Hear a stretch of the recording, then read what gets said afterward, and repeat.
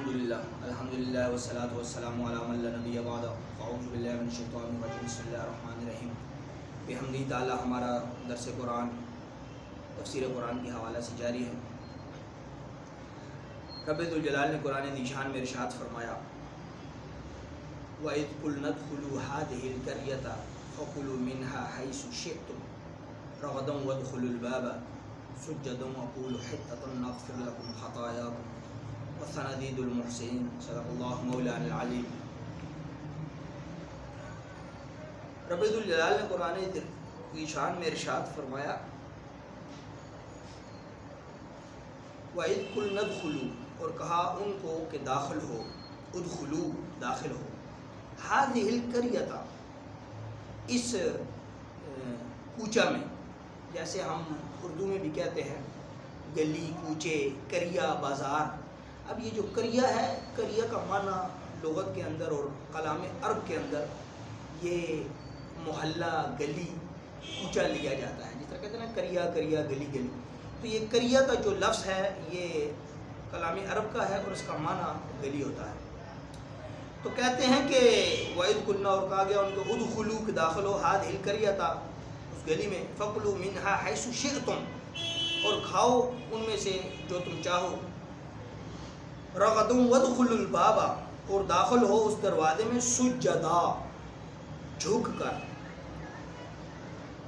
سجدہ جو ہے لفظ اس کے معنی جھکنے کے ہوتے ہیں۔ اب قرآن میں یہاں پر سجدہ کا لفظ ہے، یہاں پر سجدہ سے مراد وہ سجدہ نہیں ہے جو عبادت کا ہوتا ہے، اس پر کلام کرتے ہیں، پہلے لفظی ترجمہ کرتے ہیں۔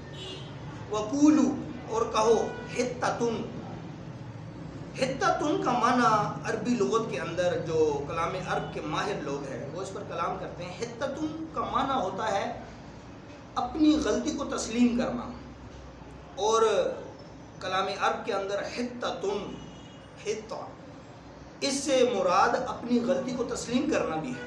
میں پہلے بھی بیان کر چکا ہوں کہ عربی کلام کے اندر ایک لفظ کے متعدد معنی متعدد مقامات پر تبدیل ہوتے ہیں۔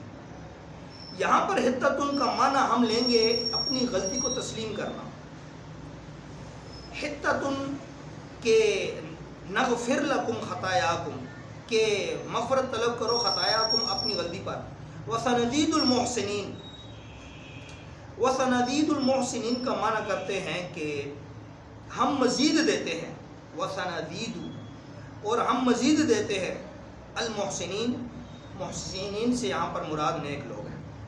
پھر آگے فرمایا فَبَدَّلَ الَّذِينَ اور انہوں نے تبدیل کر دیا، ظَلَمُوا قَوْلًا غَيْرَ الَّذِي قِيلَ لَهُمْ، اس قول کو کہ جو قول کا ان کو کہا گیا تھا، ان کو اس قول کو تبدیل کر دیا۔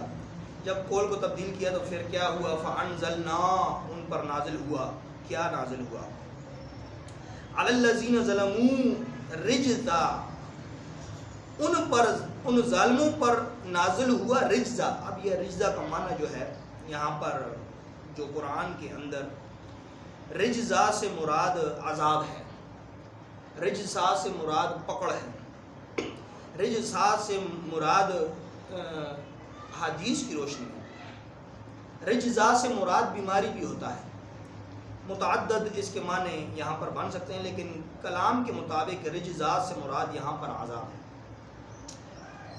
اچھا، یہ جو بیماری اور یہ عذاب جو نازل ہوا، فَأَنزَلْنَا عَلَى الَّذِينَ ظَلَمُوا رِجْزًا، کس انداز میں ہوا، مِنَ السَّمَاءِ، آسمان سے ان پر نازل ہوا۔ پھر رب ذوالجلال نے ارشاد فرمایا بِمَا كَانُوا يَفْسُقُونَ، بوجہ اس کے کہ یہ یفسقون فسق کرتے تھے۔ اب جو فاسق تھے ان کی جمع یفسقون، بوجہ اس کے کہ وہ نافرمانی کرتے تھے، ان پر عذاب آیا۔ اب یہ تو لفظی معنی ہو گیا، اب اس کو سمجھنے کی کوشش کریں۔ ایسا ہوا کہ جب بنی اسرائیل حضرت یوشع بن نون رضی اللہ تعالیٰ عنہ کے ساتھ جب وہاں سے نکلے، جو پچھلا جتنا واقعہ میں بیان کر چکا ہوں، وہاں سے جب نکلے، یہ مصر سے نکلے اور شام کی طرف انہوں نے ہجرت کی واپس اپنے علاقے۔ جب یہاں پر پہنچے تو اللہ کا حکم آ گیا،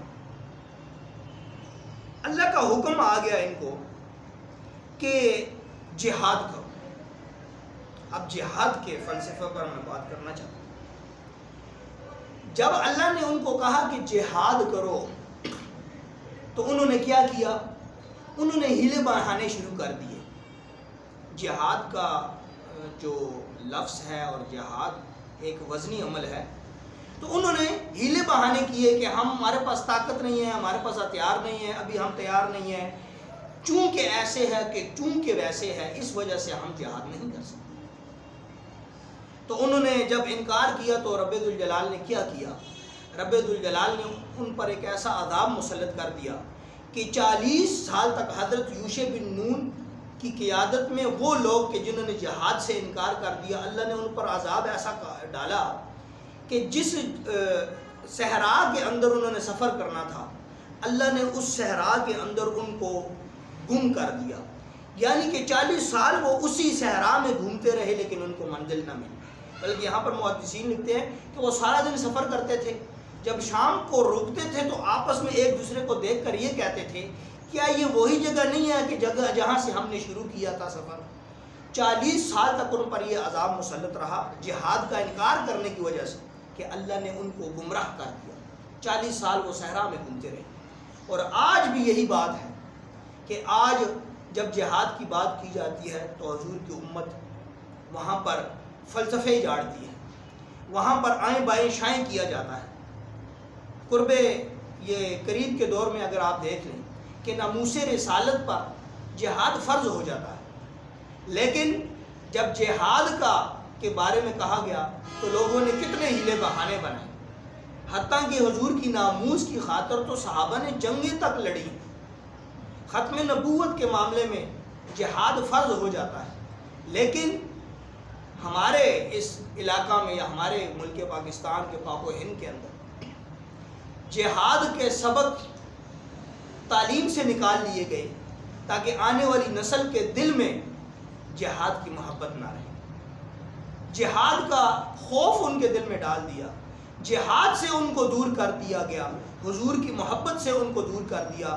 اور یہ قرآن کی تعلیم جو آج یہاں پر دی جا رہی ہے، اگر یہی تعلیم ہم نے نسلوں تک پہنچائی ہوتی اور والدین نے اپنی نسلوں کو جیسے دنیا کی تعلیم پر زور دیتے ہیں اس طرح اگر قرآن کی تعلیم دی ہوتی تو آج ان کو پتہ ہوتا کہ جہاد کتنا فضیلت کا عمل ہے، اور جو جہاد نہیں کرتا اللہ ان کو پھر گمراہ کر دیتا. یہ قرآن بیان کر رہا ہے، میں نہیں بیان کر رہا، کہ قرآن کی تفسیر بیان کر رہا ہوں کہ جب ان لوگوں نے جہاد سے منہ پھیرا تو اللہ نے 40 سال تک ان کو گمراہ رکھا. پھر کیا ہوا؟ اللہ تعالیٰ نے قرآن شان میں ارشاد فرمایا وَإِذْ قُلْنَا ادْخُلُوا هَٰذِهِ الْقَرْيَةَ. یہاں پر جو قریہ کا لفظ استعمال ہوا، مفسرین فرماتے ہیں قریہ سے مراد بیت المقدس ہے، کہ جب وہ اللہ نے ان کو راہ دکھلا دی، پھر رب ذوالجلال نے ارشاد فرمایا کہ تم لوگ بیت المقدس کو آزاد کرواؤ، کیونکہ یہودی وہاں پر مسلط ہو گئے تھے. دور حاضر میں دیکھیں آج بھی بیت المقدس میں یہی سلسلہ چل رہا ہے. ہماری قبلہ اول کا کیا حال ہے؟ تو کہتے ہیں کہ رب ذوالجلال نے ارشاد فرمایا کہ تم اب هذه القریہ، قریہ سے مراد یہاں پر مفسرین فرماتے ہیں کہ جس گلی کا جس کوچے کا اشارہ کیا جا رہا ہے کہ داخل ہو جاؤ، ادخلوا هذه القریہ، اس سے مراد بیت المقدس ہے کہ جا کے اس کو یہودیوں سے چھڑاؤ اور ان سے جہاد کرو. جب جہاد کرو تو پھر کیا کرو؟ اچھا رغدم وادخلوا الباب، اور جب تم اس کو فتح کر لیا تو پھر کیا کیا؟ سجدہ. اللہ نے کہا کہ اب تمہاری سزا یہ ہے کہ تم اپنے سروں کو جھکا کر اب بیت المقدس میں داخل ہو، تاکہ تمہیں اپنی اس غلطی کا احساس ہو سکے کہ تم نے جہاد سے منہ موڑا تھا، تمہیں اپنی غلطی سے احساس ہو سکے کہ تم نے جہاد سے منہ موڑ کر 40 سال گمگشتہ رہے، 40 سال تم گمراہ رہے. تو یہاں پر متعدد احادیث مبارکہ بھی میرے ذہن میں آ رہی ہے، بخاری کی، نسائی کی اور متعدد احادیث مبارکہ. امام بخاری فرماتے ہیں کہ جب انہوں نے فتح کیا بیت المقدس سجدہ کی تفسیر کے اندر، امام بخاری فرماتے ہیں کہ وہ سرین کے بل، سرین جیسے ابھی ہم بیٹھے، سرین کے بل یوں گھسیٹتے ہوئے وہ بیت المقدس میں داخل ہوئے. کچھ مفسرین یہ کہتے ہیں کہ وہ چھاتی کے پہلو پر زمین پر لیٹ کر، جس طرح یہ آرمی والے کرالنگ کرتے ہیں، اس انداز میں وہ بیت المقدس میں داخل ہوئے. کچھ کہتے ہیں کہ سروں کو اتنا جھکا دیا، سجدہ، سروں کو جھکا کر داخل ہو. تو اس انداز میں متعدد مفسرین نے کلام کیا اور حدیثیں بھی یہاں پر متعدد ہیں، لیکن وقت اجازت نہیں۔ ادخلوا الباب سجدا، سر کو جھکا کر اس دروازے میں داخل ہو۔ دروازے سے مراد یہاں پر مفسرین نے طویل کلام کیا، اب صرف بابا پر اتنا کلام ہے کہ گھنٹوں کلام اس پر ہو سکتا۔ فرماتے ہیں کہ باب سے مراد بیت المقدس کا دروازہ ہے۔ کچھ مفسرین کہتے ہیں بیت المقدس کا اپنا دروازہ نہیں، وہ جو ہادہ القریہ تھا، وہ اس گلی جو گلی بیت المقدس کی طرف جاتی ہے اس کا جو دروازہ تھا، یہ بابا سے مراد ہوا ہے۔ آگے حتۃ، کہ اپنی غلطی کا اظہار کرو، حتۃ، اپنے گناہ کو جو تم نے جہاد سے منہ میڑا تھا اس کا اظہار کرو، اور مغفرت، نغفر لکم، اور پھر مغفرت طلب کرو، خطایاکم، اپنی اس خطا پر، وسنزید المحسنین، اور بہت مزید عطا کرتا ہے نیک لوگوں کو۔ وسنزید المحسنین پر مفسرین کا کلام ہے، فرماتے ہیں کہ جب مسلمانوں کو فتح ہو، وسنزید المحسنین، اللہ پھر ان کو زیادہ خوش ہوتا ہے ان سے، نیک لوگوں سے۔ یہ اس کی تفسیر میں کہتے ہیں کہ اس سے مراد یہ ہے کہ آخری پارے میں کہ اذا جاء نصر اللہ والفتح ورأیت الناس يدخلون، اب اس کے اندر اس کلام کے دیکھیں، اذا جاء نصر اللہ والفتح، کہ جب اللہ تعالیٰ تمہیں نصرت کرے، تمہاری مدد کرے اور تمہیں فتح عطا کر دے، اور جوک در جوک تم دیکھو کہ جوک در جوک لوگ اس میں داخل ہو رہے ہیں۔ اب اس کا پس منظر دیکھیں، اذا جاء نصر اللہ والفتح، کہ جب نصرت بھی آ جائے اور فتح بھی آ جائے، ورأیت الناس یدخلون، اور تم دیکھو کہ داخل ہو رہے ہیں، فی دین اللہ، اللہ کے دین میں، افواج، افواج سے عام مراد فوجیں نہیں ہیں، افواج سے مراد یہاں پر ہے کہ متعدد کثیر تعداد میں لوگ کلمہ پڑھ رہے ہیں۔ جب یعنی کہ تمہیں فتح و نصرت مل جائے تو پھر تم کیا کرو، فسبح بحمد ربک، کہ پھر تم اللہ کی حمد کو بیان کرو، واستغفروہ، اور اللہ سے توبہ طلب کرو۔ وہاں پر قرآن ذیشان میں کیا فرما رہا ہے رب ذوالجلال، حتۃ، اپنی غلطی کو ظاہر کرو، نغفر لکم خطایاکم، اپنی خطاؤں سے توبہ کرو۔ اور اس مقام پر رب فرما رہا ہے فسبح بحمد ربک، کہ اللہ کا ذکر کرو کثرت کے ساتھ، جب اللہ تمہیں فتح دے تو اللہ کا ذکر کرو، حمد کرو، واستغفروہ، اور کثرت سے توبہ کرو، انہ کان توابا، بے شک اللہ تعالیٰ بڑی توبہ قبول کرنے والا ہے۔ یہ مماثلت جو آخری پارے کی تھی وہ یہاں پر بیان کی گئی۔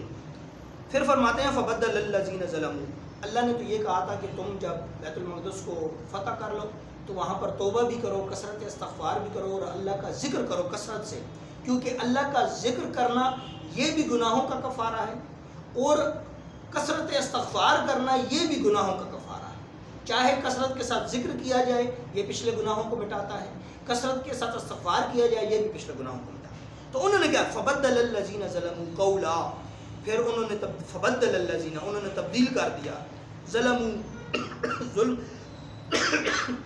قولا غیر الذی قیل لہم، جو ان کو کہا جا رہا تھا کہ جب تم بیت المقدس کو فتح کرو تو استغفار بھی کرو کثرت کے ساتھ، اور کثرت کے ساتھ اللہ کا ذکر کرو، کہ تم نے جو خطا کی، جہاد سے منہ موڑا، اس کی بدلے میں تم کثرت کے ساتھ ذکر کرو۔ لیکن انہوں نے الفاظ کو تبدیل کر دیا۔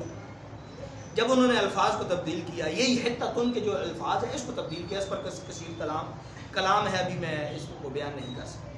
مختصر یہ ہے کہ جب اللہ نے ان کو یہ کہا کہ توبہ کرو اور ذکر کرو، انہوں نے توبہ کے ساتھ بھی ٹھٹھا کیا اور اللہ کے ذکر کے الفاظ کو بھی تبدیل کر دیے، فبدل الذین، تبدیل کر دی۔ تو پھر کیا ہوا، اللہ کی ناراضگی ہوئی، تو پھر اللہ نے کیا کیا، فانزلنا، ان پر نازل کیا، علی الذین ظلموا رجزا، ان پر ایک عذاب نازل کیا، من السماء، جو آسمان سے آیا، بما کانوا یفسقون، بوجہ اس کے کہ وہ فاسق ہو چکے تھے۔ اب یہ جو رجزا ہے، رجزا پر متعدد محدثین نے حضور کی حدیثیں لائیں۔ ایک حدیث کے اندر حضور نے فرمایا کہ جو عذاب ہے نا رجزا، اب مفسرین سے پوچھو کہ آپ کو کس نے بتایا کہ رجزا جو ہے یہ عذاب ہے؟ وہ فرماتے ہیں، حدیث لاتے ہیں کہ رسول اللہ صلی اللہ علیہ وسلم نے ارشاد فرمایا یہ طاعون کی بیماری یہ اللہ کا عذاب ہے، طاعون کی بیماری اللہ کا عذاب ہے، اور یہ رجزا میں شامل ہے، یہ حضور کی حدیث ہے۔ اور طاعون کی بیماری متعدد اور بھی احادیث مبارکہ ذہن میں ہیں۔ رسول اللہ صلی اللہ علیہ وسلم نے ایک مقام پر ارشاد فرمایا کہ علاقے میں طاعون کی بیماری آئی، تو رسول اللہ صلی اللہ علیہ وسلم نے فرمایا کہ یہ طاعون کی بیماری جو ہے یہ اللہ کا عذاب ہے۔ جب حضور نے یہ حدیث بیان کی، اس حدیث میں رجزا کے لفظ استعمال کیے کہ یہ رجزا یہ اللہ کا عذاب ہے، اور رسول اللہ صلی اللہ علیہ وسلم نے ان صحابہ کو اس علاقے میں جانے سے منع کیا۔ جیسا کہ ابھی دور حاضر کے اندر جب کرونا آیا تو علماء نے یہ اعلان کیا کہ جس علاقے میں کرونا کے مریض زیادہ ہیں وہاں پر نہ جایا جائے، اور جس جگہ پر وہ بیماری پھیل چکی ہے وہاں سے نکلا نہ جائے۔ یہ بھی حدیث مبارکہ کی روح سے ثابت ہے، اور اسی حدیث کے ضمن میں وہ متعدد احادیث مبارکہ موجود ہیں۔ تو رب ذوالجلال نے ارشاد فرمایا فَأَنزَلْنَا، ان پر نازل ہوا، عَلَى الَّذِينَ ظَلَمُوا رِجْزًا، ان پر عذاب نازل ہوا، مِنَ السَّمَاءِ، آسمان سے، بِمَا كَانُوا يَفْسُقُونَ، بوجہ اس کے کہ انہوں نے فسق کیا یعنی اللہ کی نافرمانی کی۔ تو دعا ہے رب ذوالجلال عمل خالص کی توفیق عطا فرمائے۔ اور یہ بھی بتاتا چلوں کہ آج ہمارے ضلع راولپنڈی کی ایک بہت بڑی عظیم شخصیت علم کی دنیا میں اور فن حدیث کی دنیا میں، جامعہ رضویہ ضیاء العلوم سیٹلائٹ ٹاؤن کے شیخ الحدیث والتفسیر، جامع المعقول والمنقول، حضرت عبد الرشید قریشی صاحب رحمۃ اللہ تعالیٰ علیہ نور اللہ مرکزہ، آپ دنیا فانی سے پردہ فرما گئے، اور آج آپ کا جنازہ تھا۔ ایک بہت نورانی ہستی تھی، کم و بیش 50 سال کے قریب آپ نے حدیث پڑھائی ہے الحمدللہ، اور سینکڑوں نہیں ہزاروں علماء کے استاد، ایک روحانی ہستی جن کی پوری زندگی قال اللہ و قال رسول بیان کرتے ہوئے گزری۔ آج کا درس بلکہ ہم نے جتنا بھی قرآن بیان کیا یہ سب ان کو ایصال ثواب کرتے ہیں۔ دعا ہے رب ذوالجلال ان کے صدقے ہماری بے حساب مغفرت فرمائے۔ وما توفیقی الا باللہ، آمین۔ اللہم صلی علی سیدنا محمد وعلی آل سیدنا محمد، یا اللہ یا رحمان یا رحیم یا رحیم۔ یا اللہ جتنا قرآن پاک بیان کیا گیا یا اللہ تیری بارگاہ میں پیش کرتے ہیں، قبول و منظور فرما۔ حضور کی نسبت سے، صحابہ کی نسبت سے، پنجتن پاک کی نسبت سے، اولیاء کاملین کی نسبت سے قبلہ شیخ الحدیث رحمۃ اللہ تعالیٰ علیہ آپ کی بارگاہ میں پیش کرتے ہیں، قبول و منظور فرما۔ آپ کے مدارج نظر بلند فرما، جیسے آپ نے ساری زندگی حدیث کی خدمت کی، قرآن کی خدمت کی، ان کے نقش قدم پر ہم کو چلنے کی توفیق عطا فرما۔ جس خلوص کے ساتھ، ادب اور احترام کے ساتھ آپ نے ساری زندگی حدیث پڑھائی، یا اللہ آپ کی یہ کاوش، آپ کی یہ کوشش کو یا اللہ قبول فرما، جنت میں آپ کو بلند درجہ عطا فرما۔ اور یا اللہ ہماری بھی ان کے ساتھ روحانی محبت تھی، وابستگی تھی، ایک روحانی نسبت تھی، یا اللہ ان کی نسبت ہمیں روز آخرت بھی عطا فرما، جنت میں بھی ان کا ساتھ عطا فرما۔ ان نیک لوگوں کی محبت، اولیاء اللہ کی محبت ہمیں نصیب فرما۔ صلی اللہ تعالیٰ علی خیر خلقہ محمد وعلی آلہ وصحبہ اجمعین برحمتہ۔